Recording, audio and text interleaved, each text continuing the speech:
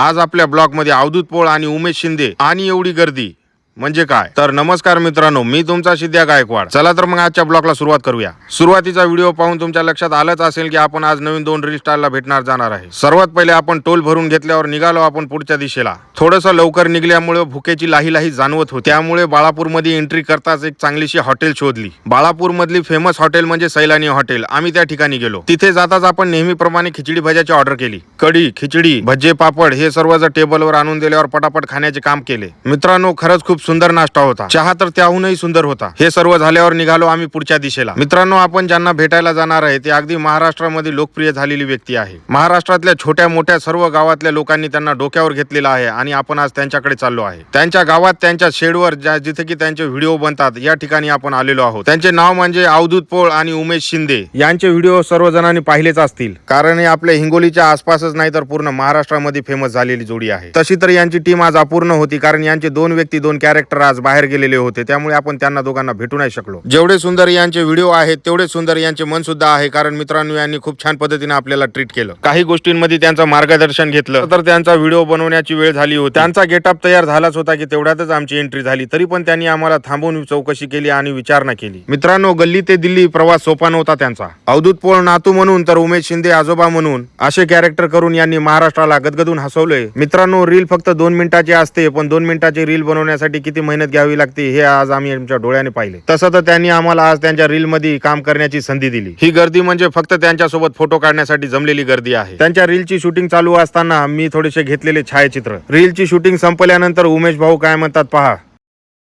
बाप्पा राम राम ओ हिंगोलीकर. राम राम. बाप्पा Ram Ram. Video बनवण्याचं कारण हे आहे की भाऊची एक आयडिया आहे सिद्ध्या गायकवाड तर 10 तर मित्रांचे व्हिडिओ आहेत खूप छान. आज आमच्या व्हिडिओमध्ये यांचं कॅरेक्टर तुम्ही पाहू शकता. खूप चांगल्या प्रकारे अभिनय आहे. जसा आम्हाला सपोर्ट केला तसा यांना पण सपोर्ट करा. एवढंच. आणि राहू द्या सपोर्ट. धन्यवाद. राम राम. राम राम. चला तर मित्रांनो, यांनी सपोर्ट केलाच आहे. आता तुम्ही पण फॉलो करून सपोर्ट करा. लाईक करा, फॉलो करा, शेअर करा. भेटूया नेक्स्ट ब्लॉग मध्ये.